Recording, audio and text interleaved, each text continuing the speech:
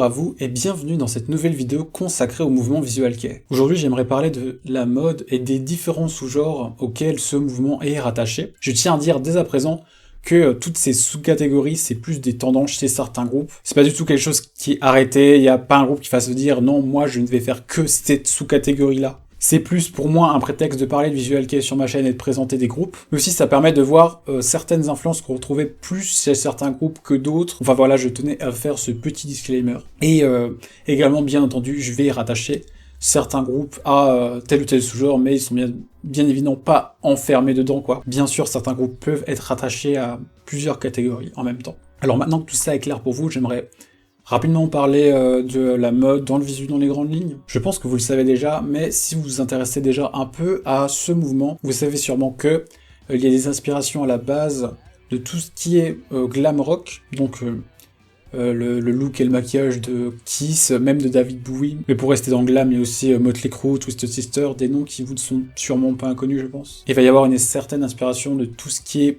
punk et gothique, aussi bien dans le look que dans la musique. Il va aussi beaucoup y avoir l'influence du théâtre kabuki, notamment pour tout ce qui est costume et maquillage. Dans le théâtre kabuki, les hommes interprétaient souvent des rôles de femmes. On y retrouvait des tenues traditionnelles, beaucoup de maquillage, et dans ce sillonnage-là, dans les années 80, il y avait tout le mouvement qu'il y a eu à la Juku, un peu d'émancipation des jeunes, du carcan strict de la société japonaise, qui en étaient venus à s'exprimer à travers leurs looks, leurs vêtements, notamment avec des looks plutôt extravagants. Donc je pense que vous avez tous en tête tout ce qui est Lolita, Decora. Donc ça c'est vraiment les grandes influences. Maintenant je vais plutôt présenter les sous-genres, l'influence de tous ces sous-genres, parler du look, un petit peu de la musique. Il y a souvent des tendances musicales dans les sous-genres. Et le premier que j'ai envie de vous présenter, c'est le kote-kei. Ça vient du mot japonais kote-kote, qui signifie quelque chose d'excessif, de too much, on dirait en français. Et en fait, ça désigne le visu vraiment old school, plus traditionnel. Alors j'ai pu lire des sources où, visiblement, ce terme désignait plus tout ce qui était visuel de X-Japan, Lunacy, Zekiel, ce genre de groupe vraiment à la jeunesse du visu, où on pouvait y retrouver des cheveux de toutes les couleurs, souvent ébouriffés, voire carrément avec une iroquoise un peu à la punk, avec déjà un certain goût pour le travail sur le maquillage et aussi l'aspect androgyne des membres des groupes. Les vêtements étaient souvent noirs et ils rappelaient pas mal ce qu'on pouvait voir dans tout ce qui était glam et punk, mais il y avait aussi une présence de couleurs un peu plus flashy. Il y avait aussi quelques accessoires, bien souvent, comme des chapeaux, des bijoux à pic, ce genre de choses. J'ai pu aussi lire qu'on pouvait aussi inclure dans cette tendance des groupes plus dans le courant des années 90, avec sûrement des influences un petit peu plus gothiques, post-punk, que ce soit des groupes comme Eliphas Levi, Syndrome, ou encore Madness Grell, et même les débuts de D1 Grey, je sais pas si vous voyez un peu le look que c'est. C'est à peu près tout ce que j'ai à dire sur le côté kei, donc faut retenir que c'est vraiment le visu old school, quoi, vraiment le visual kei à l'ancienne des années 80-90. Ensuite, on va passer au Tanbi kei.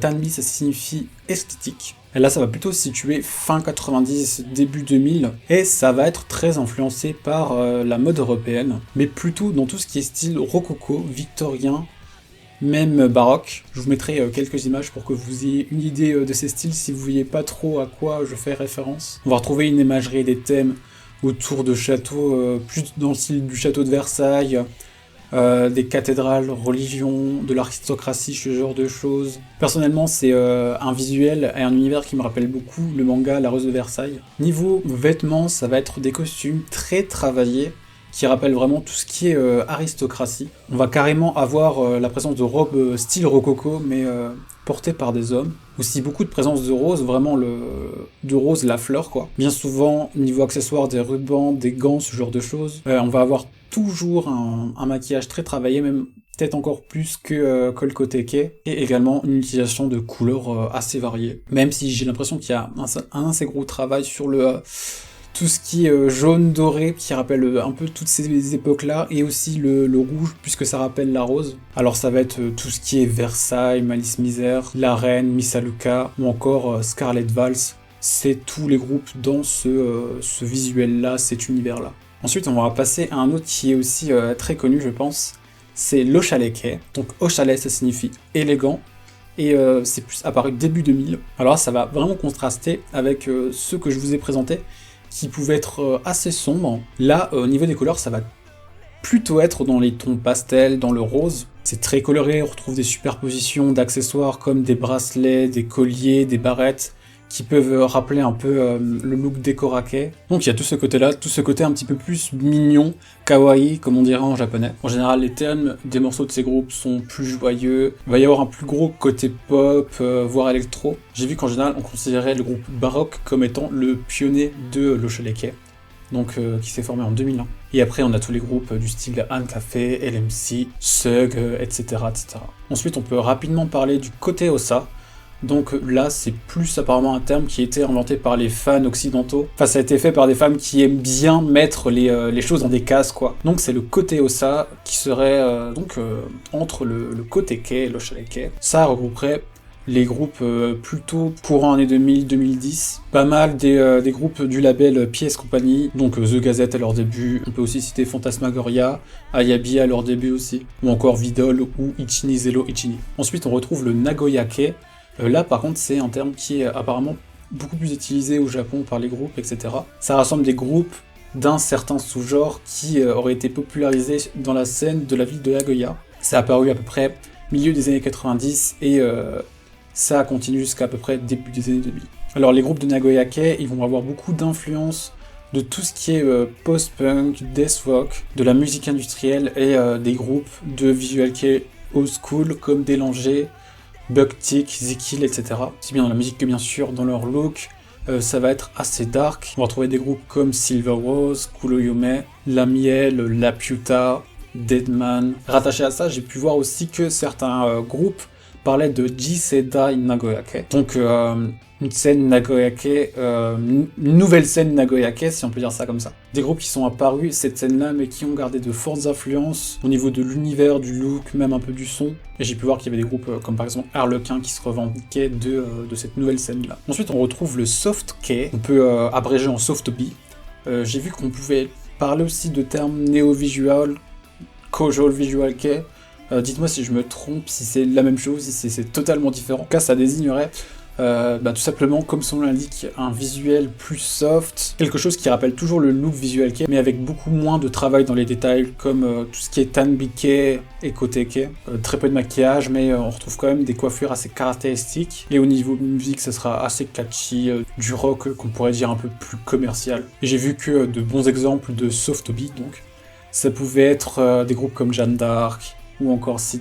Ensuite, un autre terme que vous avez déjà pu rencontrer, c'est l'angolake. Alors ça vient de underground, donc underground, et ça fait vraisemblablement référence au théâtre underground du Japon des années 60, où il y avait une réelle opposition de l'américanisation du pays. Alors les groupes d'Angola, ça serait plus fin 90, début 2000, et il faut savoir que le terme d'angolake est pratiquement pas utilisé, voire pas du tout au Japon, c'est vraiment quelque chose que les fans occidentaux ont créé. Enfin, ils ont repris le terme qui était utilisé pour désigner donc toute cette mouvance de théâtre underground, donc qui s'appelait déjà l'angolake, pour désigner cette scène de visu-là. Alors dans l'angolake, on retrouve des éléments de la culture japonaise, que ce soit dans les vêtements, avec le port de kimono, yukata, etc., mais aussi des influences de la musique traditionnelle japonaise. On peut entendre des instruments comme le shamisen, le koto, mais aussi beaucoup au niveau des sonorités en fait. Il va y avoir une certaine dominance du noir, même si on peut retrouver pas mal de couleurs chez certains groupes. Au niveau du maquillage, on va souvent retrouver ce qu'on appelle shinonori, donc le fait de maquiller le visage tout en blanc.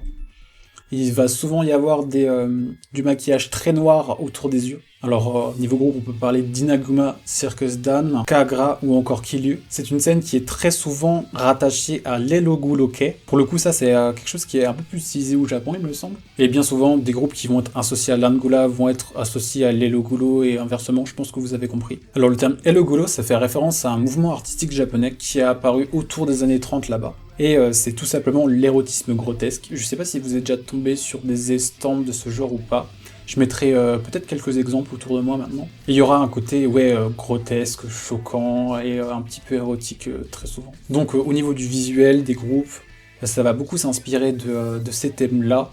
Et ça va être assez sombre, présence de noir encore une fois. Alors ça va souvent être associé à des groupes comme Muck, Caligali ou encore Kagelo. Ensuite, un terme que je ne connaissais pas et pourtant il y a pas mal de groupes dans cette catégorie. C'est le loud kei, donc loud, le mot anglais. Hein. Et en fait, ça va regrouper un peu tous les groupes qui sont apparus ou qui ont eu un son qui a commencé à être comme ça à peu près milieu des années 2000 et qui vont avoir des influences néo-metal jusqu'à tout ce qui est deathcore. Donc il y aura des influences un peu plus occidentales, même niveau de tout ce qui est visuel. Il y aura très souvent une grosse présence de noir, une ambiance un peu plus crade, de la présence de faux sang, un peu comme de la suie sur le visage ou sur le corps, des coupes déstructurées, la présence de lentilles de couleur pour les yeux. Alors niveau groupe, ça va être tout ce qui va être Death Gaze, Sadie, même Nocturnal Bloodlust, et même des groupes comme D1 Grey, plus période vulgare. Pour finir, j'avais envie de parler rapidement de l'Ilio-Kei. Donc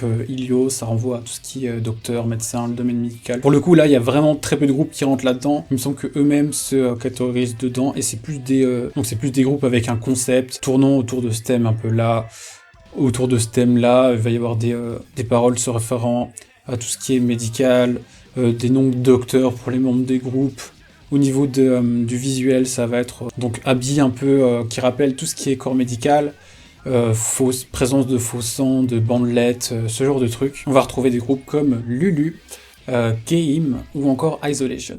Alors j'ai terminé avec les petits sous-genres que j'avais envie de vous présenter. Il y en a encore beaucoup qui ont été créés, souvent créés par les fans, parce que les gens aiment bien ranger tout dans des cases. Il y avait le White Kei à chaque fois que le look est entièrement blanc. À l'inverse, le Cool Off Kei, à chaque fois que tout est en noir. Aussi le Cyber Kei avec tout ce qui est tendance plus indus, électro, goth. Enfin voilà, j'ai essayé de vous présenter ce qu'on rencontre le plus souvent. Je suis allé pas mal à l'essentiel, je suis pas rentré trop dans les détails. Je creuserai peut-être plus tard un peu plus en détail tout ce qui est le sujet de la mode. J'aimerais bien parler des différents labels aussi. Mais n'hésitez vraiment pas en commentaire à me suggérer des idées de vidéos sur le Visual Kei. En tout cas, voilà, là cette vidéo c'était vraiment une présentation dans les grandes lignes sur les différents termes que vous pouvez rencontrer pour parler du visu, ce qui se fait un peu dans la mode, au niveau des thèmes abordés, etc. J'espère en tout cas que cette petite vidéo vous aura plu. Si c'est le cas, n'hésitez pas à me le dire en commentaire, à laisser un pouce en l'air, à vous abonner si ce n'est pas déjà fait, à me suivre sur Instagram. Je vous dis à plus tard dans une prochaine vidéo, et d'ici là, ne faites pas trop de bêtises. Allez, ciao!